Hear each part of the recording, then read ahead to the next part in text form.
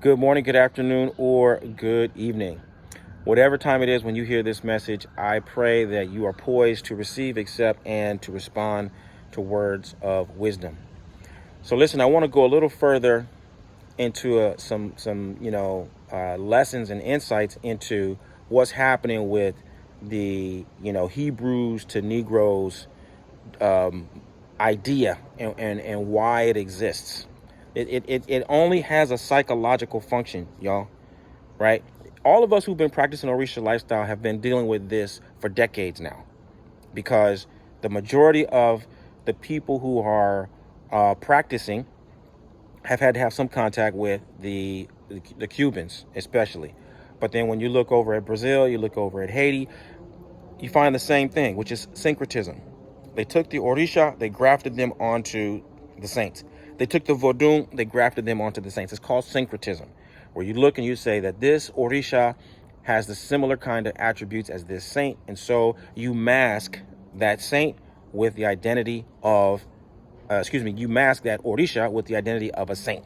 They both wear purple, both wear blue, he carries a sword, he rides a white horse, right? Whatever, right? You just take whatever superficial and conditional similarities and you syncretize the two and give them one identity so you can protect yourself. It has a psychological function, right?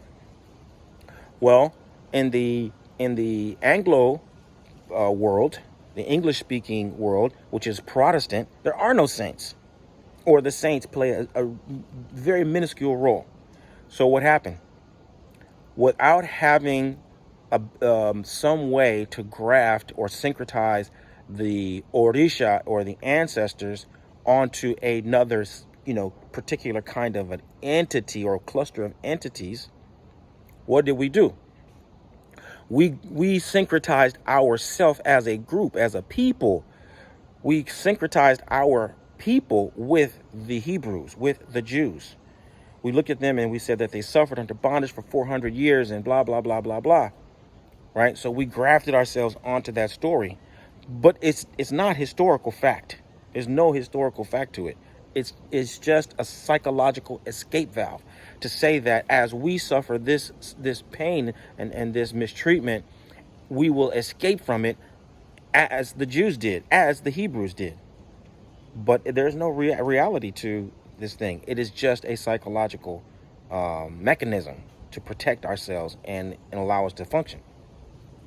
And so I want you to look all over the Anglo-speaking world, and you're going to find that the black people tend to identify with the Old Testament and the Hebrews. And you look all around the Catholic world, where the black people tend to identify their Orishas, their Vodun, their deities, with the saints. Very rarely are you going to find the flip-flop. It's very rare you're going to find people in the Anglo-speaking Protestant world who identify themselves with different saints. And very rare you're going to find of all the different, look at a place like Cuba, you got 20 different kinds of Afro religions in Cuba. You got 20 in Haiti. You got 20 in Brazil. You're not going to find any where the black people identify themselves as the Hebrews. Why? It's the same people. The same people came from West Africa, Central Africa, and were brought to Brazil, to Haiti, to Trinidad, to Cuba, to the United States. The same people. Why do all of their, religious experiences have these different textures and nuances? Because of the colonial systems that they had to function under, and then therefore the psychological compensation that they had to create in order to cope in those environments. But that was for then. Either way you slice it, that was for then. That was in the 1600s and the 1800s. We had to do that. Now you don't have to do that. Separate yourself. Right? Filter all of that stuff out.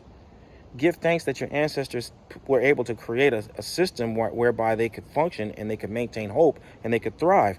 But you don't have to do that. Just like we don't have to eat and speak and dress and behave in the way that we did on the plantation. You are free.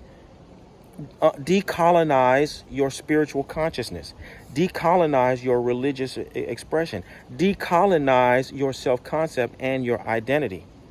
This is our golden opportunity. Once we can rid ourselves from the contaminants caused by this idea of the Hebrew identity, we're going to see that we have a completely different history, different source, different root, and a completely different trajectory for our future. We're going to be able to decide who we are and where we're going on our terms, and not have to reconcile any of these ridiculous stories that are being told today about our identity. So that's the lesson for today. And I hope you got it. I hope it's meaningful for you. I hope hope you have some questions too. And I invite you to drop them in the comment section below, and let's continue the conversation.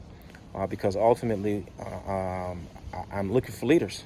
I'm looking for leaders. I'm in search of people who are determined to improve the world through positive influence. And if you're one of those people, I want you to find out how I can help you to take your practice and take your life to the next level. Visit me at obafemio.com or orishalifestyle.com, and let's start living the medicine that will heal your life and heal the lives of those who you're destined to serve. Bye for now. Odabo.